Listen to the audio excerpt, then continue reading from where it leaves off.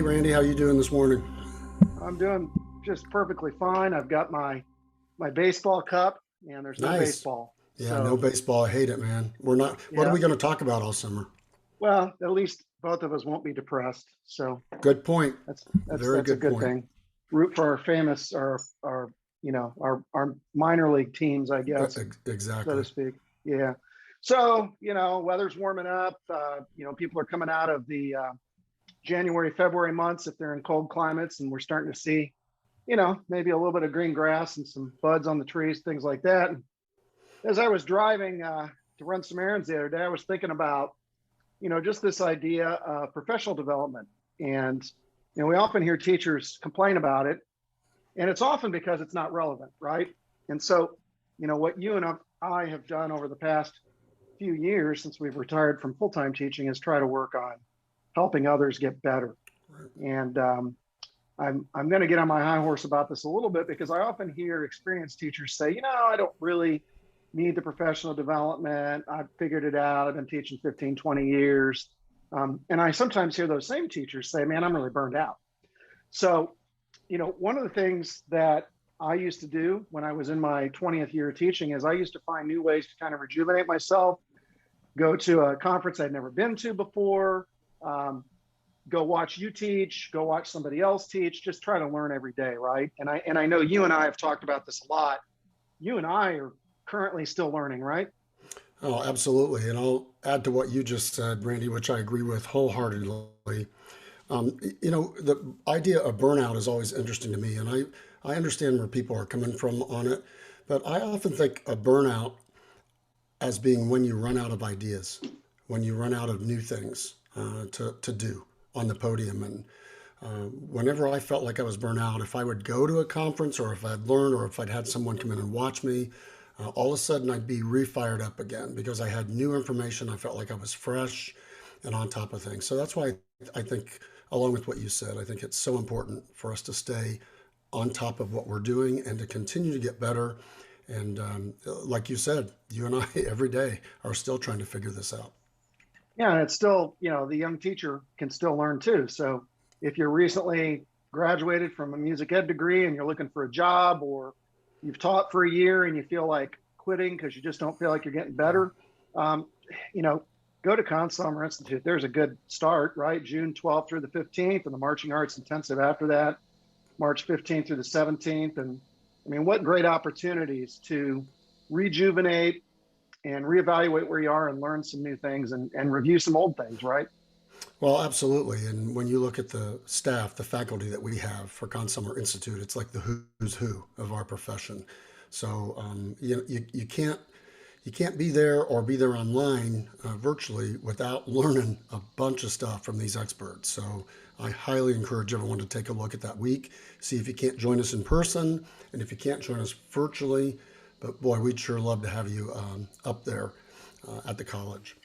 And we're going to be releasing the curriculum for the Marching Arts Institute and CSI very, very soon. You'll see that. But the other thing is, at least with the Marching Arts Intensive, for sure, you're going to get an opportunity to work with a real live marching band. We're going to have a lab band there. A lot of the clinicians are going to work with the group. We're probably going to pull participants in and say, hey, what are you hearing? So you're going to have to be on your toes. You're going to learn some things. You're going to get an opportunity to interact with students that are trying to get better every day. So what a great experience that's going to be. And we're going to, over the next few weeks, feature some of our clinicians that are going to be at that clinic. And we've got two this evening, this morning. Whoa, this morning. We'd like to say hi to Beth Fabrizio and Chip Crotts. How you guys doing this morning? Doing very well. I'm excited to be here, excited to talk about the summer intensive and to echo some of the things that you guys were just talking about with professional development. I'm really excited to chat. Beth, how you doing? Good, thanks. And again, glad to be here and thrilled to be part of the intensive, the Marching Arts Intensive this summer. It's an amazing crew of people and some amazing opportunities for people, as you said, at all levels to gain and glean just hands-on great stuff from all walks of our activity and from all different directions. And I think that's sometimes when we go to individual clinics, we're not allowed that opportunity to really gather that much information at one place. So I can't just going from the beginning of the week of the CSI into the marching arts intensive. What a great opportunity for you to really get your most bang for your buck. Yep, absolutely. And Chip and Freddie Martin and Steve Vento and Mark Hoskins are going to be involved with the brass. And Kyle Young from Carmel High School, the Associate Director of Bands, and Beth Fabrizio are going to be doing a lot of the woodwind clinics. And of course, Richard is going to be doing a lot of the music ensemble clinics with myself and Kyle Young. So great opportunity to learn and to interact with students and be better as a teacher. So guys, talk to me a little bit about your own personal experiences with your own professional development. I mean, what are you guys currently doing to, Richard and I talk all the time. Why don't you guys talk a little bit about, Beth, you go first. Just talk a little bit about what you're doing. You're a retired educator, right? I am retired June 2020. So this has been 2 years out of being in the classroom every day, but I'm blessed to be able to be on the road and between doing the adjudication stuff that I'm doing in the guest conducting and the MEAs. Even when I go to clinics to present, I sit in other people's clinics. I remember sitting in Richard's clinic at TMEA. I sat in Chip's clinic in Colorado. There's nothing more exciting than to continue to learn. I can't imagine not being a part of that. So even when we were in the pandemic, I was constantly online or Zooming.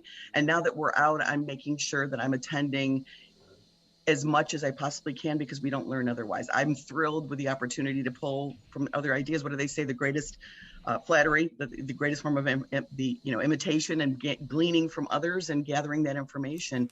I can't imagine doing it any other way. And I know I learned a ton from all three of you. Just working with you and being able to listen to you, sometimes just being in a room with great people and gathering those ideas again. So CSI is going to continue to do that. So I've attended CSI and I've also presented at CSI, and I can't imagine not being able to. Richard, you brought up a great point. Part of burnout is not having that information to continue to pull from, and the fresh ideas and the new ideas, things you may have never ever thought of before, really are pretty important. Chip, what do you think? No, I totally agree. For me, I kind of have, my perspective is I spend a lot of time in my career between being a professional player, trumpet player, and an educator. And so I've always, I guess the excitement and the variety of going back and forth between those two has helped to inform the other. I know when I get out and I play and I'm around great musicians, I try to take those ears back to my bands or my drum corps or whatever that might be. And then when I'm teaching, I try to take those things that I might explain to a student and they leave the room, and then I'd go, why don't you do that? You're having the same issue with this thing. Like, use the knowledge you have. So I'm always thinking about that. I also realize that there's a lot of different ways to explain things to students. And that when I learn from others, it might not be a new concept, but it's a new way to say it. And, not every phrase resonates with a student the same way. And I know as teachers, we can get frustrated because you think you have like the perfect analogy, but it doesn't work for every student.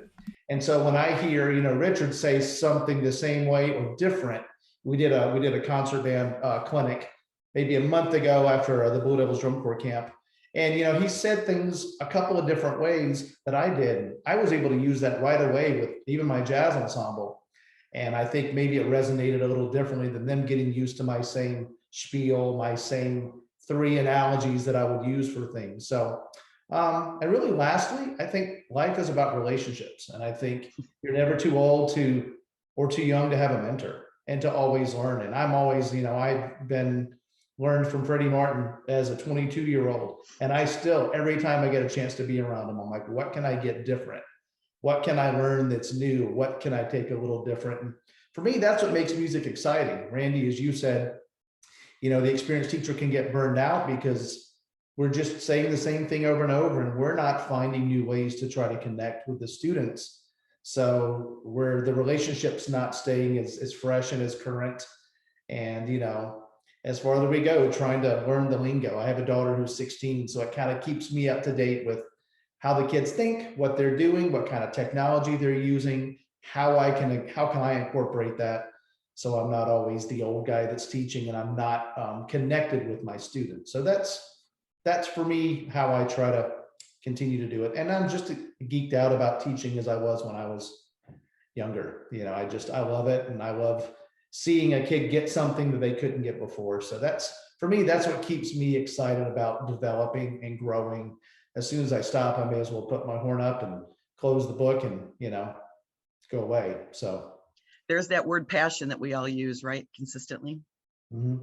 Yeah, excited, passionate, just juiced about continuing to see students go from here to here. It's just fun. It's the joy. As much as I love performing and playing, I don't get the same joy that I do when I see a student grow from here to here. And we each have our own thing, of course.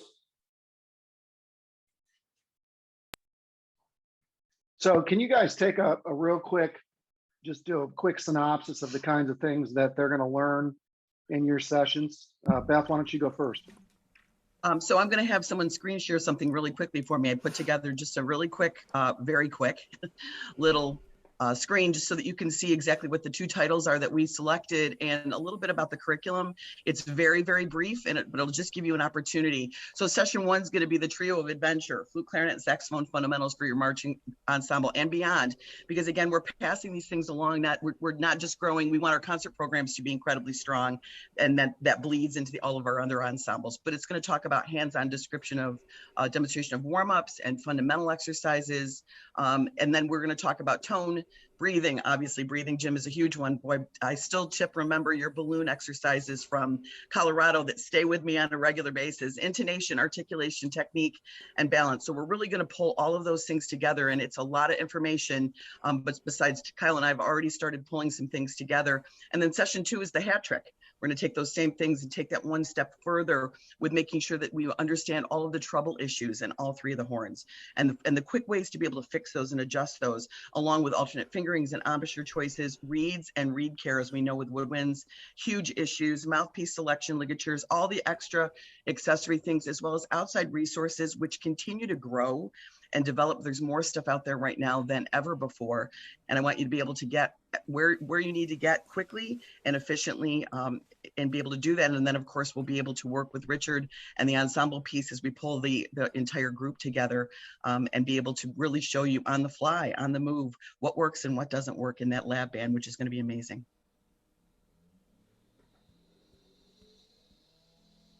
Chip? A lot of similarities. We will, for brass, we'll be talking a lot about resonance, breathing, the fact that, brass instruments are very physical and that we do have a lot of dynamic requirements. And how do we play at a wide dynamic range in a very efficient way, but also really allow that brass sound to connect with an audience? Sometimes you have to work a lot harder to get that dynamic intensity. We'll talk about, as Beth mentioned, a little bit about some of the balloons and how we help define dynamics. I also will spend some time talking about this idea of teaching to the other side of the bell, like understanding as an educator, not only hearing what the performers are doing, but kind of thinking more in their brain, what are they feeling? If I'm teaching a double tonguing phrase to a brass section, I'm thinking about, what am I thinking about when I'm playing it? What's something that I would be having trouble with? And how do I sort of use that understanding to either prep it, game prep it, game plan it with some technique exercises, or think about what they're working on. So it's really kind of understanding what our students are sensing and feeling when we teach. So how do we hear? How do we sense? How do we feel? How do all those things go into kind of becoming the complete educator, as far as I'm concerned? Richard, why don't you, that's great, Chip. Richard, why don't you kind of summarize? Well, I think, first of all, I can't say enough about the 2 guests that we have today because I've had the chance not to just know them over the years and their colleagues and friends, but to be able to observe them working. And every time I watch either of them, I learn something, and it doesn't matter how many times I've watched them. I continue to learn when I'm around great people. And these 2 are great people. And they're just examples of the kind of folks we're going to have at Consumer Institute. And, Beth, you said you had been retired a couple of years. I retired in 2013. So for me, I'm talking like 10 years now, and I'm still trying to figure this out. So because the next time I do an honor band or an all-state band or something like that, I'm thinking, okay, this is going to be the one. This is the one I'm going to get right. But I can't do that without continuing to grow. And you can't grow without listening to people that know more than you know, especially in their subject area. So, thinking of being up there with Chip and with Beth just excites me so much because I know I'm going to learn. And everyone that's going to be up there is going to learn so much from them. And so I can't encourage you folks that are watching enough to come up there to Consummer Institute. And if you can't, join us virtually. But boy, we'd love to have you there for the hands-on sessions. Yeah, and the difference in this clinic than any other that I've experienced is the fact that you get to interact with the clinicians the entire day. Meals, walks to the next session. It's a great week of learning. So we hope to see you there. Well, thanks everybody for joining us on Coffee Talk this morning with Beth and Chip. And just want to remind you that if you're interested, just reach out to Richard or myself and we can get you a $100 discount for both CSI and the Marching Arts Intensive. There's a bundle price and we can get you $100 off that price. So reach out to us and we'll get that code to you. And please do so before the end of March. We've only got so many of those to give out, so please take advantage of that. And we'll see you again next week on a session of Coffee Talk.